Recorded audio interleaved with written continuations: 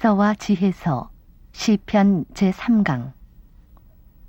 주의 이름 온 세상에 사람이 무엇이기에 이토록 보살펴 주십니까? 찬미 예수님. 저는 영원한 도움의 성모 수녀회 장명희 콘솔시아 수녀입니다. 시편을 통해서 세 번째 만나 뵙게 돼서 더욱 반갑습니다. 이렇게 오늘도 나와주신 안양 호계동 성당 신자들과 시청자 여러분들께 감사드립니다. 그럼 시작 말씀 봉독과 기도로 시작하겠습니다. 오늘의 말씀은 시편 103편 1절에서 5절의 말씀을 들어보겠습니다.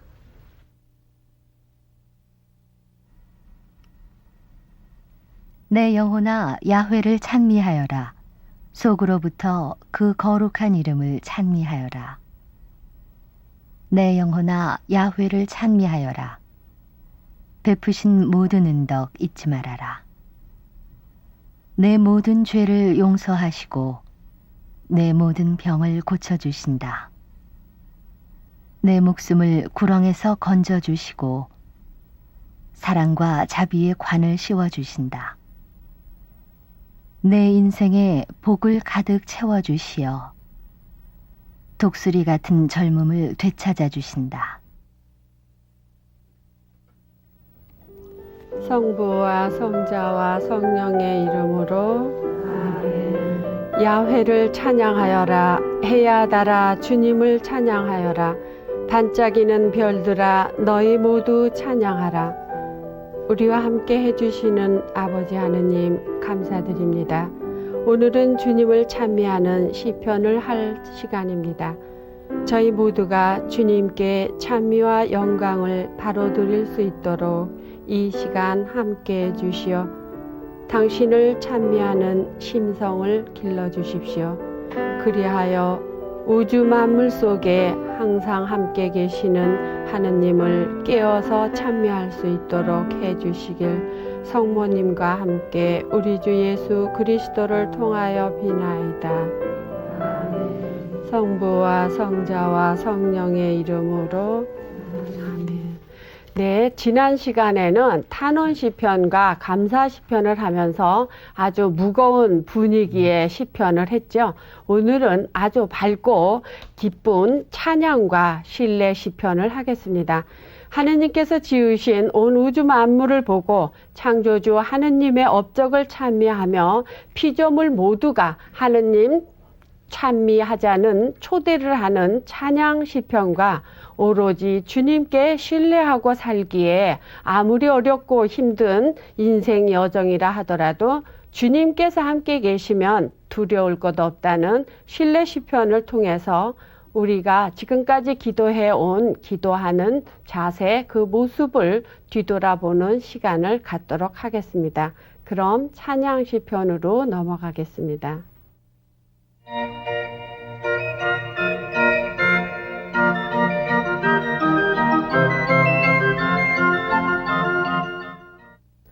네, 찬양 시편은 시편집의 이름이 찬양의 책인 것으로 미루어 봐서 이 유형은 시편집의 가장 기본적인 유형을 이루고 있는데요.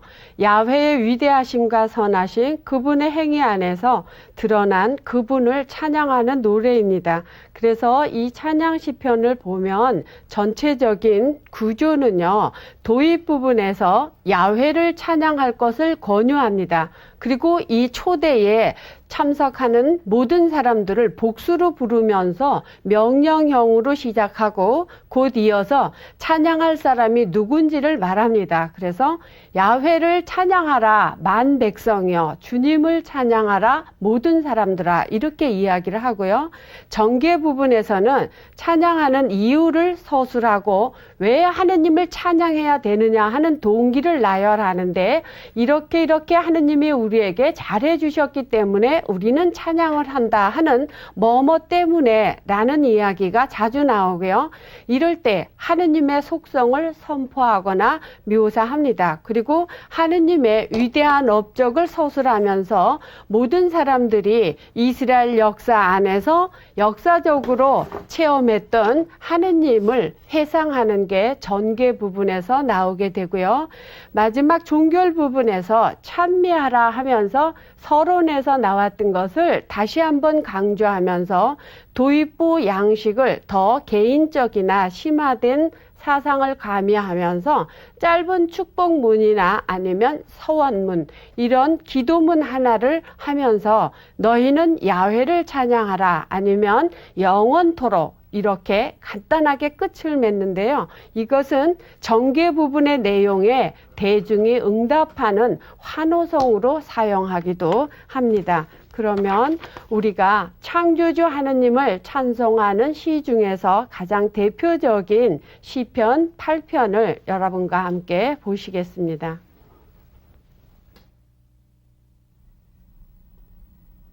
야훼 우리의 주여, 주의 이름 온 세상에 어찌 이리 크십니까? 주의 영광 기리는 노래 하늘 높이 퍼집니다. 어린이 젖먹이들이 노래합니다.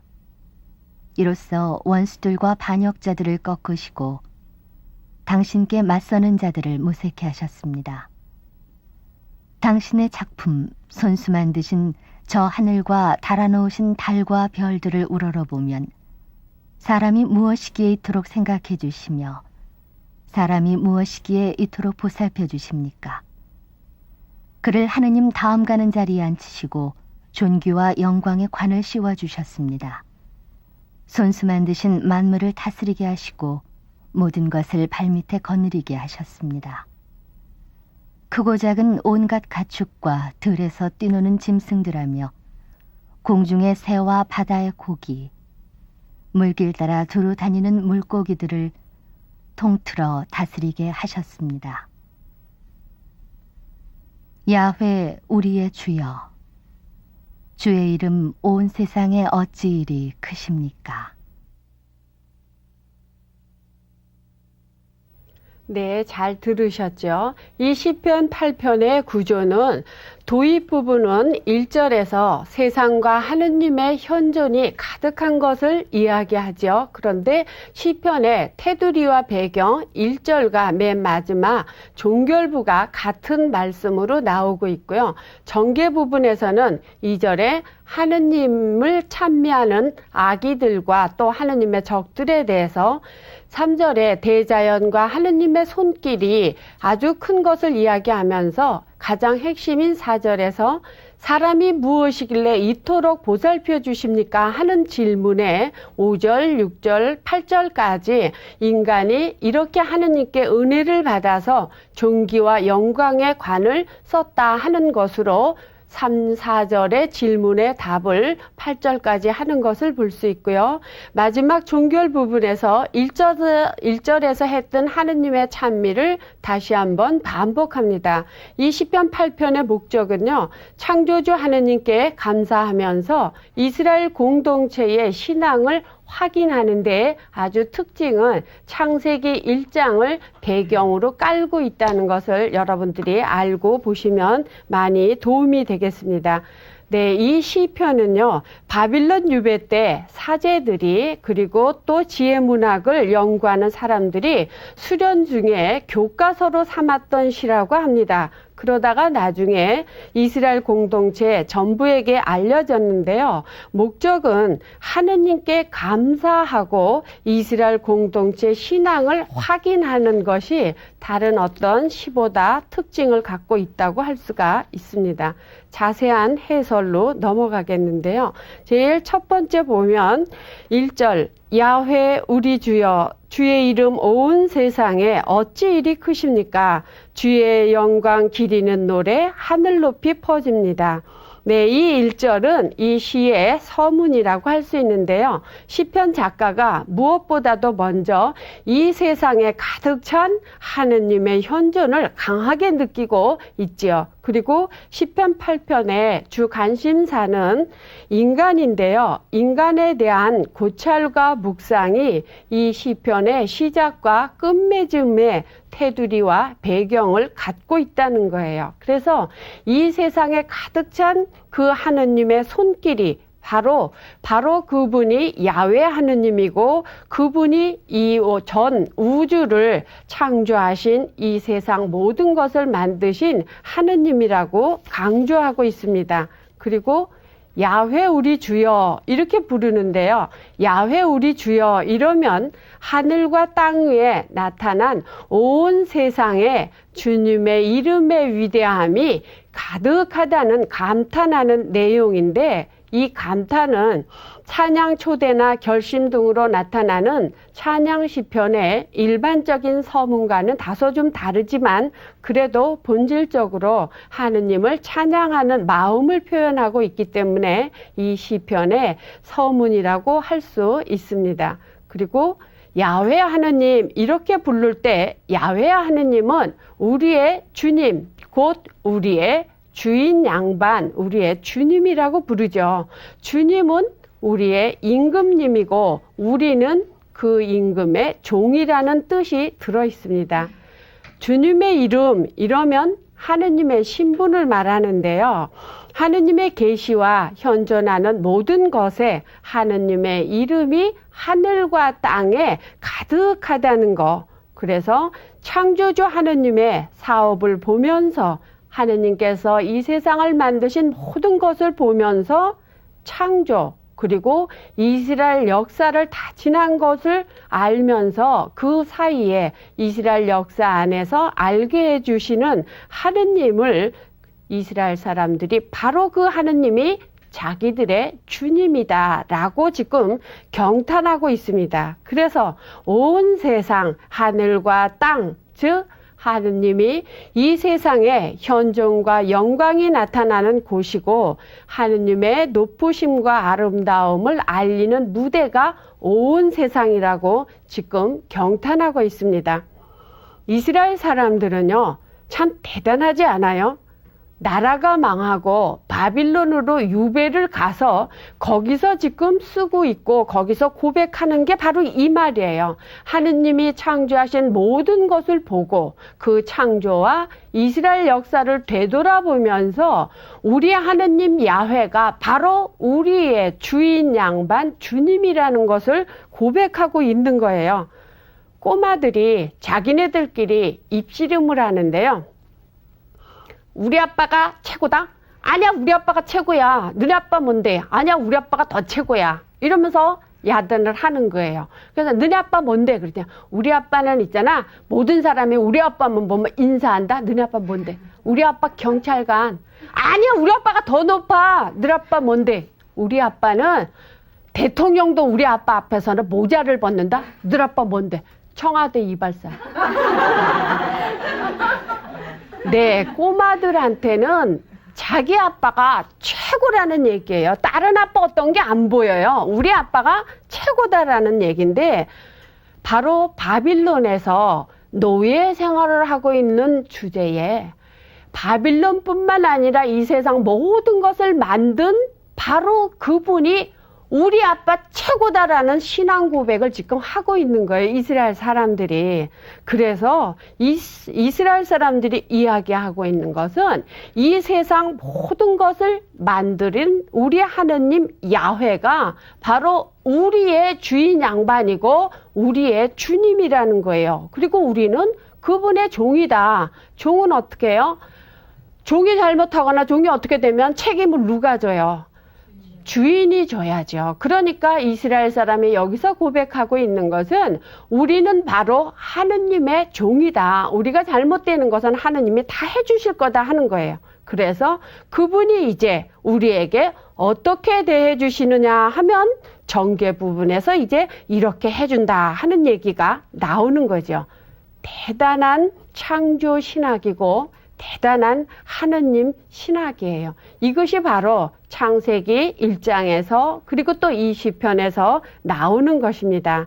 전개 부분에 보면 2절에서 8절 사이에 하느님을 왜 찬양해야 되느냐 하면 구원의 역사와 아름다운 우주 만물에 나타난 하느님의 창조, 그리고 우리 인간에게 베풀어 주신 그 영광을 열거하는 내용이 전개 부분에 나오는데요. 주로 하느님의 위대하심을 알려주는 거죠. 곧 주님께 대한 찬양의 동기를 밝히는데요. 따라서 이 부분이 이 시편의 본문을 이루고 있습니다.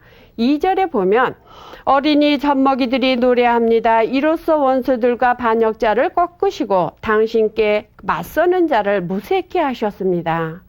네, 이 시편을 보면 하느님을 찬미하는 공동체라고 볼 수 있죠. 특히 바빌론 유배에서 하느님이 최고다, 하느님이 위대하시다라고 고백하는 공동체입니다.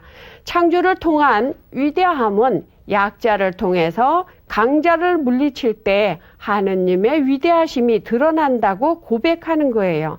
그래서 이 시편 작가는 온 세상, 하늘과 땅, 온 우주, 사람을 포함한 이 대자연을 창조하신 분이 바로 하느님이고 바로 그 하느님과 맞서서 서서 있는 작가를 우리가 볼 수 있는데요.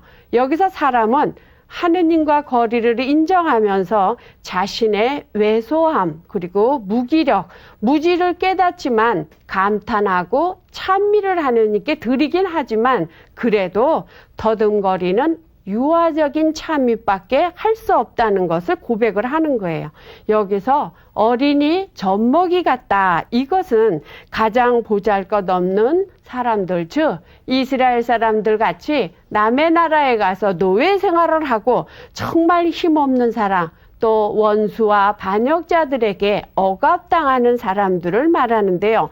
바로 이렇게 억압하고 이렇게 소외당하는 사람들의 그 찬미가 할 때 우리 하느님 야훼께서 우리를 대신해서 싸워주셔서 이로써 원수들과 반역자를 꺾으시고 당신과 맞서는 자들을 무색게 하셨다고 지금 하느님을 찬미하는 것입니다. 3절에 보면 당신의 작품 손수 만드신 저 하늘과 달아놓으신 달과 별을 우러러보며 신에 대한 경탄의 동기를 자연을 통해서 밝히는데요. 하늘과 달, 별 이런 아름다운 웅장한 자연이 바로 하느님의 작품이며 그분의 영광을 아름답게 반영한다고 노래하고 있습니다. 시편 작가는 자연과 하늘, 곧 예술가이신 하느님의 작품을 보면서 인간에 대한 하느님에 대한 묵상이 출발한다는 것을 알 수 있어요. 그리고 특별히 이 시편을 보면 인간이 하느님이 만들어주신 모든 우주 만물을 보면서 이제 하느님에 대한 생각을 고치기 시작을 합니다. 하느님이 달아놓은 하늘에 하늘과 달과 별을 보면서 인간이 바라보는 것은 하느님이 이 모든 것을 만들었구나 하는 하느님을 알아듣게 되고 하느님을 수용하게 되는 거예요. 이로써 이제 하느님과 인간이 창조를 통해서 관계를 갖게 되는 건데요. 사람을 위해서 하느님이 이 모든 것을 만들어 주셨다는 것을 이제 인간들이 알아듣게 됩니다. 창세기 1장에서 하느님이 이 세상 모든 것을 만들어 주시고 당신 모상대로 사람을 만들고 모든 사람들에게 이 세상 모든 것을 다스리게 하는 창조의 절정에 사람을 만들고 그 사람에게 당신이 창조하신 모든 것을 우리에게 주신 거예요. 바로 하느님의 위대하심이 뭐냐 하면 이런 목적으로 사람을 만드셨다는 거예요. 그래서 약자가 하느님을 찬미할 때 하느님의 영광이 드러나고 창조가 재현된다는 것을 알게 되는 거죠. 4절에 보면 인간이 무엇이기에 이토록 생각해 주시며 인간이 무엇이기에 이토록 보살펴 주십니까 하는 경탄의 둔기가 인간에게 집중되는데, 그래서 이 시편의 절정이 바로 4절이라고 할 수 있는데요. 먼저 인간에게 특혜를 주셨음을 연속적인 질문을 통해서 감탄하고 있습니다. 자연이라는 거울을 통해서 인간 자신을 보는 것이죠. 인간이 무엇이기에 이토록 보살펴 주십니까? 인간이 여기에서 하느님을 볼 때 하느님은 나와 동등한 하느님이 아니고요. 대자연을 창조한 하느님이기에 이제 하느님으로부터 주어지는 인간의 감탄은 곧 하느님께 대한 감탄으로 이어지게 되는 거죠. 그래서 5절에 그를 하느님 다음 가는 자리에 앉히시고 존귀와 영광의 관을 씌워주셨다. 5절 이하에 보면은요, 하느님의 특혜를 구체적으로 제시하고 있는데, 먼저 인간을 신 또는 천사와 하느님 다음 가는 자리에 앉히셨다. 이렇게 얘기를 하죠. 거의 하느님과 비슷하게 임금님처럼 만들었다는 거예요. 창세기 1장에 보면 하느님이 당신 모상대로 사람을 만드셨다 하는 이야기가 나오죠. 사제계의 창조 신학을 이야기해 주는 건데요.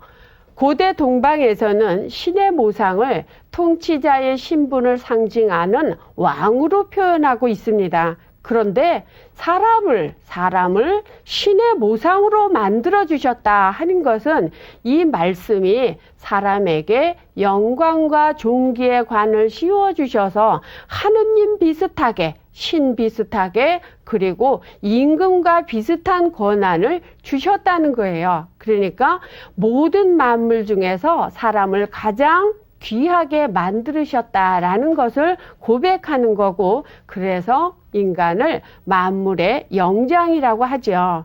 사람은 창조주가 요구하는 영광과 존귀의 관을 쓴 것 같이 바로 이 사명을 사람은 물론 다른 피조물들에게도 이런 영광과 존귀의 관을 쓴 이 책임을 바로 해야 된다는 거예요. 바로 이런 책임을 바로 할 수 있는 사람이 바른 길로 살아간다라고 할 수 있고요. 이 영광 대신에 수치를, 존귀함 대신에 비천함을 보여주는 사람은 창조주의 뜻을 어기는 사람이 되는 것입니다.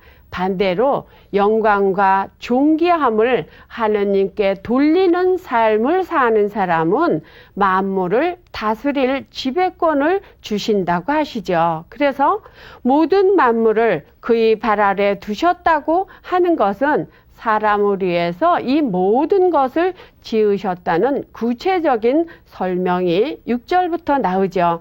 손수 만드신 만물을 다스리게 하시고 모든 것을 발밑에 거느리게 하셨습니다.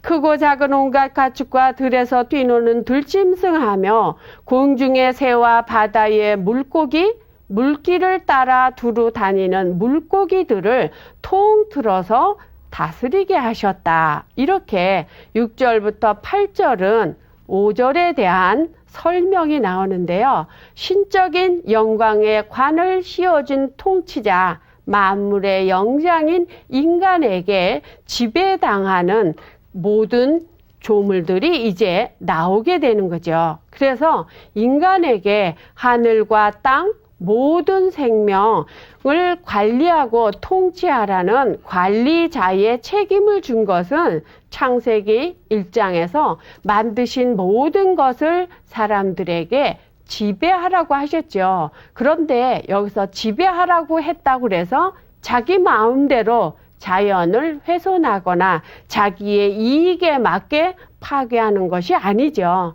여기서 하느님의 대리인으로서 자연을 다스리라는 것이에요.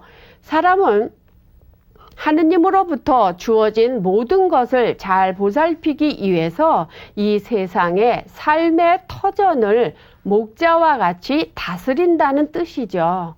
목자로서의 사명은 공동체를 이루고 사는 사람들이 이 세상을 삶의 터전으로 가꾸어 나가야 된다는 뜻입니다.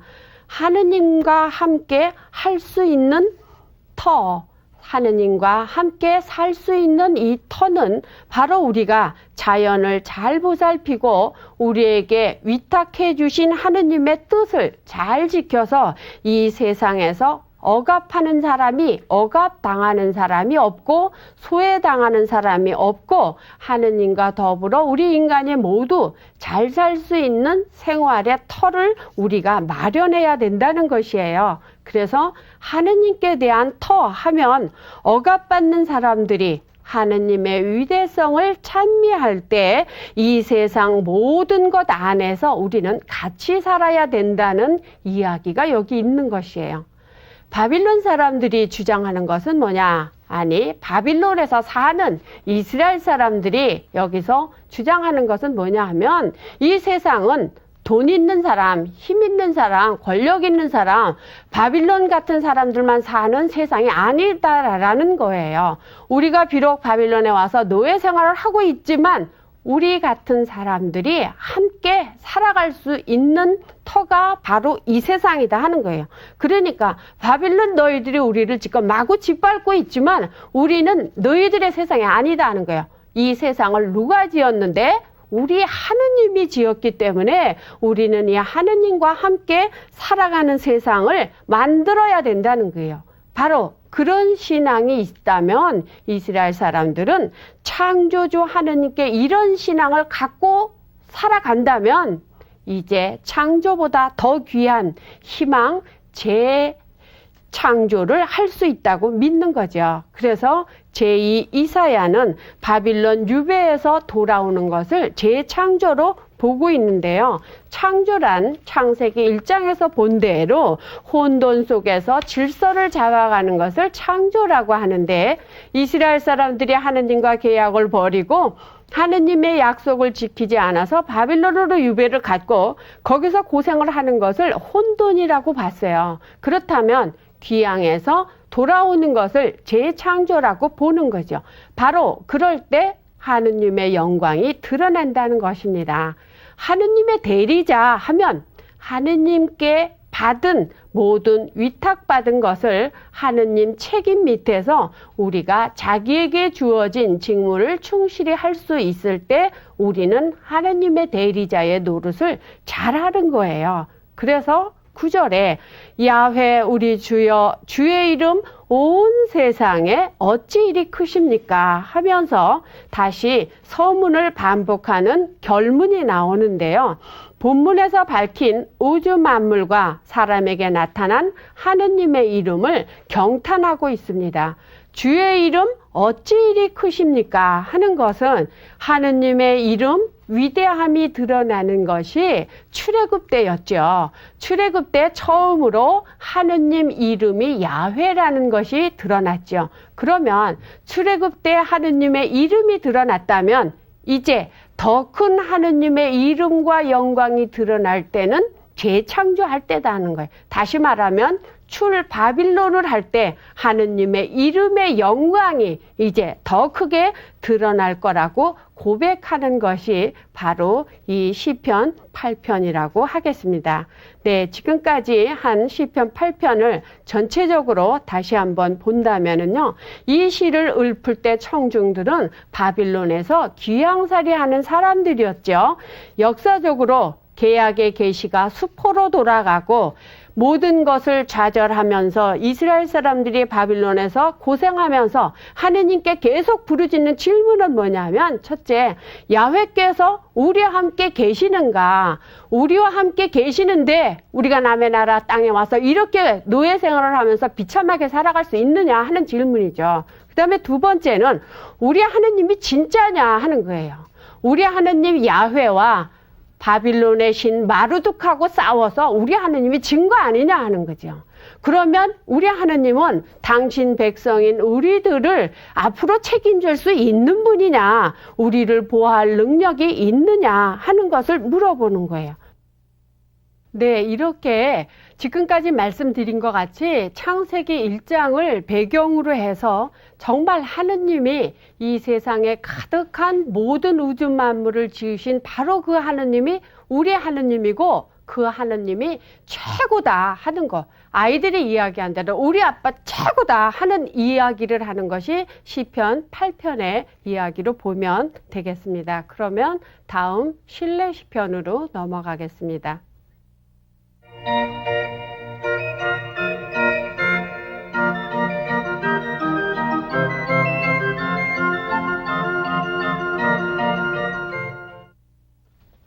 네, 신뢰 시편은요, 탄원 시편 가운데서 신뢰가 가장 부각되는 부분을 따로 모아서 독립된 시편이라고 할 수 있는데요. 이 신뢰 시편을 보면 탄원 시편 중에서 신뢰가 부각되는 시편의 유형인데요. 11편, 16편, 23편 이런 게 있고요. 서론에는 처음부터 간청부터가 신뢰가 나타나고 본론에서 구원자 하느님을 찬양하면서 신뢰하게 된 동기를 설명하고 그 결과 기쁨과 평화가 넘쳐서 하느님과 함께 영원히 살고자 하는 뜻을 이야기하고요. 결론에서 신뢰를 다시 한번 반복하는 것으로 되어 있습니다. 그러면 신뢰 시편 중에서 여러분들이 가장 좋아하시고 잘 알고 계시는 23편 야훼는 나의 목자를 하겠습니다. 네, 유대인들은 장례 때 이 노래를 부르죠. 그리고 초기 그리스도인들도 천년성체를 준비시킬 때 이 성가를 불렀다고 합니다. 그리고 우리들도 지금 장례 미사 때 이 야훼는 나의 목자 이것을 잘 부르죠.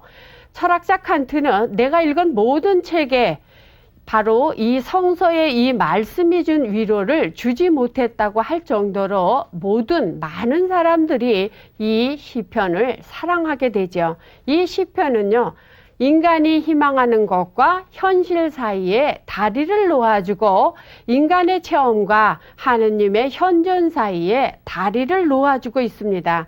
또 개인 기도인 동시에 공적인 성격을 띤 기도이기도 하는데요. 하느님이 내 생활 속에서 내 체험 속에서 현존했다면 바로 내가 이 노래를 읊을 때마다 하느님은 내 안에서 현존하시게 된다는 거예요. 그래서 이 시편 작가는 신비의 체험을 한 자기 현실 속에서 하느님께 굉장한 찬미와 신뢰를 드리면서 이 시편을 썼다고 우리는 생각해 볼 수가 있지요. 그러면 이 시편 23편의 구조를 우리가 다 함께 보겠습니다.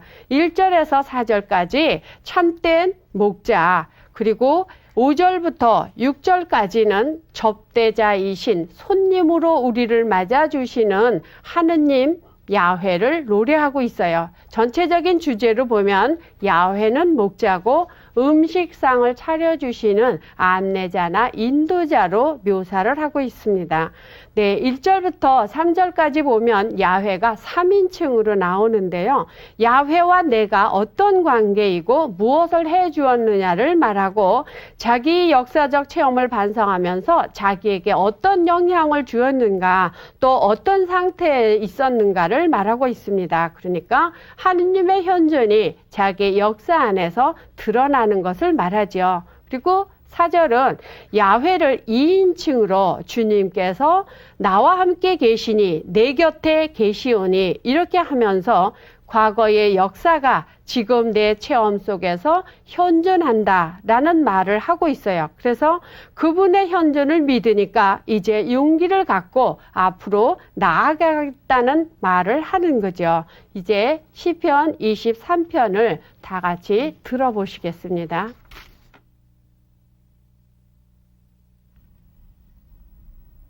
야훼는 나의 목자, 아쉬울 것 없어라. 푸른 풀밭에 누워 놀게 하시고 물가로 이끌어 쉬게 하시니 지쳤던 이 몸에 생기가 넘친다. 그 이름 목자이시니 인도하시는 길 언제나 곧은 길이요. 나 비록 음산한 죽음의 골짜기를 지날지라도 내 곁에 주님 계시오니 무서울 것 없어라. 막대기와 지팡이로 인도하시니 걱정할 것 없어라. 원수들 보라는 듯 상을 차려주시고 기름 부어 내 머리에 발라주시니 내 잔이 넘치옵니다. 한평생 은총과 복에 겨워 사는 이 몸, 영원히 주님 집에 거하리이다. 네, 야훼는 나의 목자, 아쉬울 것 없어라. 이렇게 말할 때는요, 구약에서 세 가지 사건을 함축하고 있는데요. 첫째, 유목민 시절에 출애굽기 12장 21절에서 23절 보면 문설주에 피를 바르면 내가 보고 지나가겠다. 이렇게 말하죠. 그래서 밤에 잡신의 파괴를 막아주고 유목민이 움직일 때 야훼께서 함께 도와주시고 안내해 주셨다는 거. 그리고 부족의 수가 줄어들지 않도록 하느님께서 강복해 주시고 이끌어 주셨다는 사실을 이야기하고요. 두 번째, 성조 시대에 하느님께서는 아브라함과 이삭과 야곱에게 이렇게 얘기를 하셨죠. 나는 너에게 후손을 주겠다. 그리고 땅과 후손을 약속했는데요. 내가 보여줄 땅으로 가거라. 그리고 너의 후손들이 하늘의 별처럼 바다의 모래알처럼 많게 해주겠다고 약속을 해주셨죠. 그리고 세 번째, 출애굽 때 신명기 2장 10절에 보면 40년 동안 너희들이 나와 함께 있었기 때문에 너희들한테 아쉬운 것이 없지 않았느냐 이렇게 얘기를 하죠. 이스라엘 사람들이 자유를 얻으러 갈 때 인간적으로 극복하기 어려운 상황에서 하느님께서 함께 계셨기 때문에 아쉬울 것이 없다 하는 노래를 여기서 하는 거예요. 야훼는 나의 목자 이렇게 노래할 때는요, 하느님이 이스라엘에게 베풀어 주신 은혜를 다 체험하고 난 후에 나오는 고백이에요. 아쉬울 것 없어라. 이것은 죽음에서 병에서 구원을 받고 하느님께 감사하는 말이죠. 감사하면서 하느님이 나의 목자다 이렇게 할 때는 하느님이 지금 현재 내가 이 자리에 있을 수 있도록 오늘날까지 인도해 주시는 것을 감사할 때 이런 말을 하죠. 2절에 푸른 풀밭에 누워 놀게 하시고 물가로 이끌어 쉬게 하시니, 푸른 풀밭 그러면은요, 여기서 땅의 개념을 이야기하는데요. 출애굽 15장 13절에 보면 하느님이 이끄시는 목적지를 푸른 풀밭이라고도 하고, 예레미야 23장 2절에 보면 내 양들 즉 구원받을 사람들이 모이는 곳을 푸른 풀밭이라고 이야기를 합니다.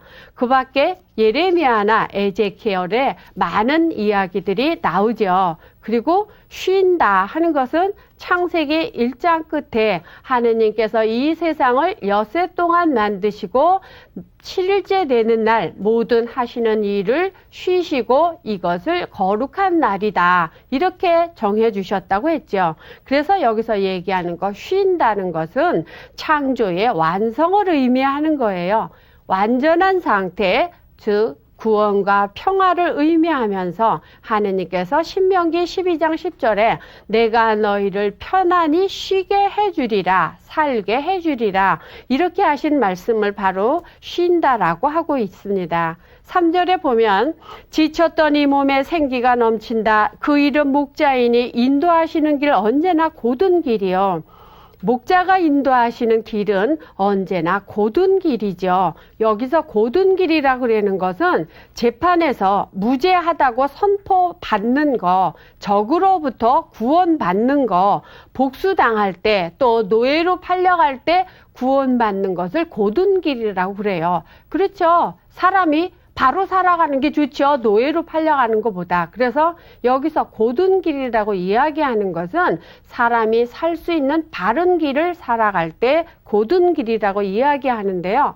목자라는 노래, 목자라는 주제가 노래로 나오는 것을 보면 전반적으로 사회의 어려움을 겪고 있을 때 감사의 노래로 과거의 은혜를 기억하고 하느님의 현존을 실감하면서 하느님께 신뢰를 두고 미래를 향해서 살아나갈 힘을 받을 때 바로 이 목자라는 주제의 노래를 하고 있는데요. 이래서 야훼와 목자와의 사이는 양들을 위해서 목숨을 바치면서까지 양들을 도와주는 함께 사는 공동 운명체로서의 목자를 이야기하는 것입니다. 그래서 이제 이스라엘과 공동 운명체인 하느님은 당신 이름 때문에 기도자가 하느님께 기도할 때 함께 은혜를 베풀어 주신다는 말씀을 하시는 거예요. 그래서 아쉬울 것 없다. 양들에게 푸른 풀밭과 물과 쉬어 놀 수 있게 해주면 이만하면 아쉬울 것 없지 않겠어요? 그래서 4절에 이제 나 비록 음산한 죽음의 골짜기를 지날지라도 내 곁에 주님 계시오니 무서울 것 없어라. 막대와 지팡이로 인도하시니 걱정할 것 없어라. 네, 음산한 죽음의 골짜기. 이스라엘은 4월부터 10월까지 비가 전혀 오지 않는 건조기를 갖고 있는데요. 그래서 가나안의 목자들은 이 양들에게 풀과 물을 구해주기 위해서 먼 곳까지 찾아다니는데요. 요르단강 주변에는 풀이 좀 있긴 하지만 경사가 심해서 아주 위험합니다. 더군다나 햇빛이 그 바닥에 드문드문 드러나는 아주 그늘진 골짜기를 보면 아주 무섭겠죠. 특별히 양들은 평범한 땅, 그리고 언덕에 익숙해 있는 양들이 이런 골짜기를 내려간다는 것은 그 자체가 위험을 이야기하고 있는 것이에요. 더군다나 그 어둡게 그늘진 그 골짜기에는 야생 동물이나 사나운 짐승들의 동굴이 있기 때문에 위험하기 짝이 없는 것이죠. 그래서 어둠의 골짜기, 이렇게 말하면 험하고 위험한 곳을 말합니다. 주님이 내 곁에 계시오니, 이 말이 나오는데요. 이러면 많은 예언자들, 모세나 예언자들이 소명을 받을 때 한사코 거절할 때 하느님이 하시는 카드가 이거죠. 내가 어려울 때 너와 함께 해주겠다. 정말 인간은, 연약한 인간이 가장 큰 힘을 받는 게 하느님께서 나와 함께 해주시겠다, 이거죠. 주님의 현존, 하느님이 우리와 함께 해주신다는 것, 그것이 바로 축복이고 그것이 바로 구원이고 그것이 평화죠. 바로 이것이 시편 전체의 핵심 사상입니다. 하느님이 나와 함께 계실 때 나는 행복하고 편안하게 살 수 있다는 거죠. 막대와 지팡이로 나를 인도해 주시니, 막대와 지팡이, 예, 이것은 목자의 도구지요. 목자가 가지고 있는 막대는 맹수를 만나면 물리칠 수 있는 무기고요. 지팡이는 양들이 대열해서 벗어났을 때 그 양을 인도하는 것이고, 또는 양들이 절벽에 떨어졌을 때, 네, 지금 그림 나오죠? 이렇게 그림과 같이 절벽으로 떨어졌을 때 이 양들을 끌어올리는 역할을 지팡이가 하는 것입니다. 이렇게 목자는 양들을 위해서 목숨을 바쳐가면서 양들을 보호하는 것이 목자의 바른 삶이라고 하겠죠. 5절에 보면 원수들 보라는 듯이 상을 차려주시고 기름 부어 내 머리에 발라주시니 내 잔이 넘치옵니다. 나그네를 친절히 맞아서 잔치를 베푸시는 주님으로 묘사하고 있는데요.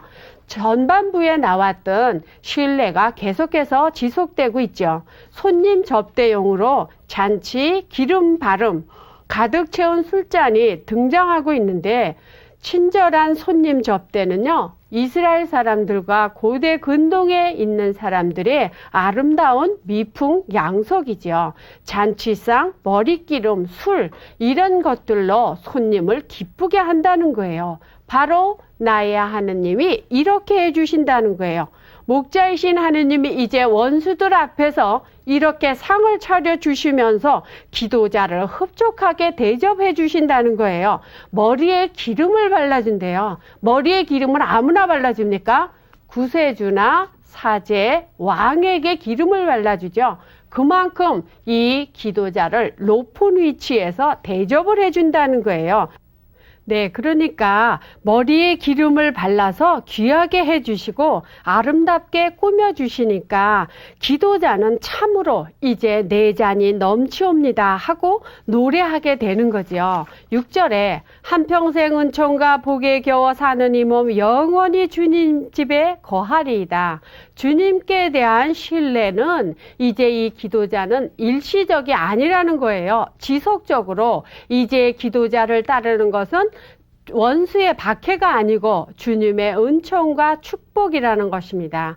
이 주님의 은총과 축복이 일생 따른다는 것을 확인하면서 주님의 집에서 일생 동안 살겠다고 하죠.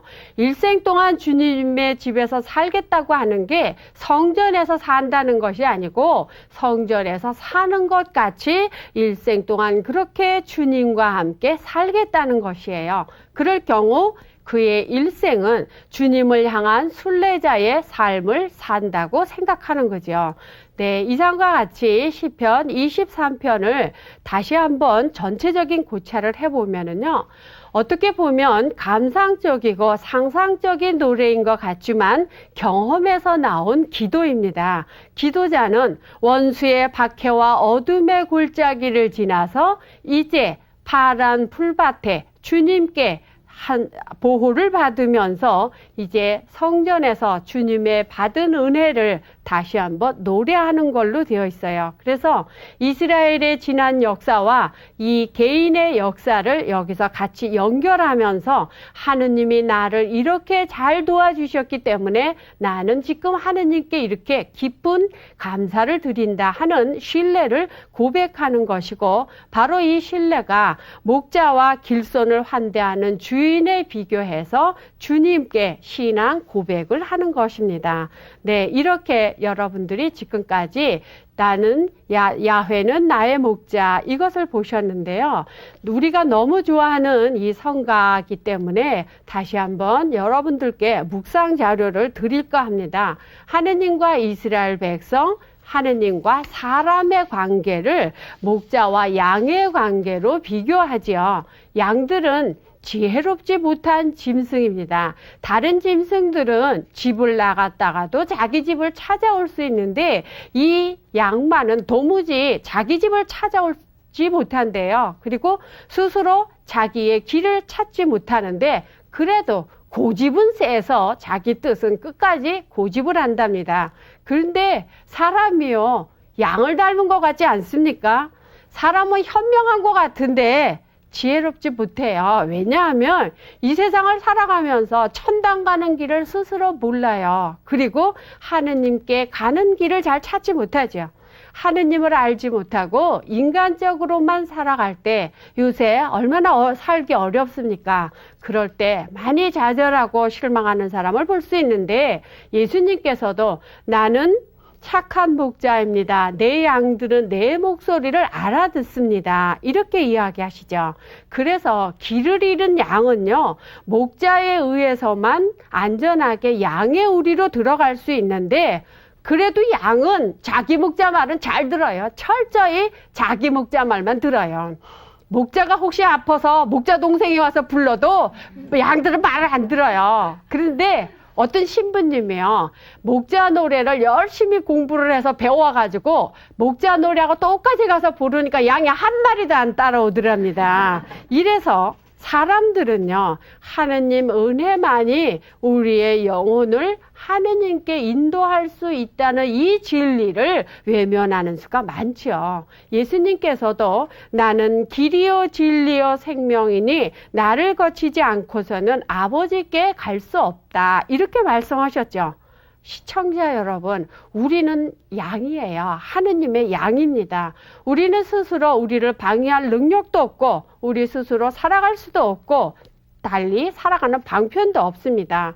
모든 것을 하느님께 의지해서 살아가는 것이 우리의 삶이에요. 그래서 우리에게 지금 가장 필요한 것은 하느님입니다. 네, 야훼는 나의 목자를 우리가 많이 기도하고 노래로 부르면서 정말 우리는 어떻게 하느님과의 관계를 갖고 있는지 다시 한번 생각해 봤으면 좋겠죠. 여기에 나오는 기도자는 이제 하느님 백성의 일원으로서 그동안 체험한 하느님의 은혜를 상기하고 있습니다. 우리의 목자이신 하느님은 우리의 한계를 잘 알고 계셔요. 그래서 우리를 환난 중에서 건져주시고 쉴 수 있도록 물가로 파란 풀밭으로 우리를 인도해 주십니다. 그러니까 이제 우리가 어떻게 주님께 생활을 해야 하느냐 하면, 기도 생활을 잘해야 되겠죠. 그래서 여러분들이 시편으로 기도하는 방법을 잠깐 말씀드리겠는데요. 첫째, 시편 저자의 삶의 자리를 먼저 알아보고, 두 번째, 앞에서 본 대로 해설을 우선 알아보는 거예요. 그리고 세 번째, 그 말이 뜻하는 그 말의 뜻을 나의 삶의 자리에서 어떻게 연결하게 되는지를 묵상해 보시면 되는데요. 제가 1시간에 2편을 간신히 다 했는데 기도하기가 그렇게 어려서 어떻게 하겠느냐고요? 아니, 저는 강의를 했잖아요. 그러니까 여러분들은 셋째 단계 시편 본문에 나오는 그 말의 뜻을 나의 삶의 자리에서 연결하면서 묵상하시면서 기도하면 되겠습니다. 네, 지금까지 뜻그림을 그려주신 우리 박대끌라 자매님께 감사드리고요. 마지막 말씀 봉독은 시편 125편 1절에서 3절의 말씀을 듣겠습니다.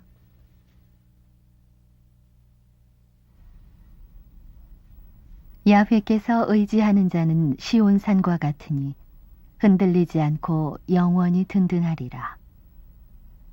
산들이 예루살렘을 애워 감싸주듯이 야훼께서 당신 백성을 감싸주시리라. 이제로부터 영원히 의인들이 악한 일에 손을 뻗지 않도록 의인들이 차지한 땅 위에서 악인이 그 왕권을 휘두르지 못하리라.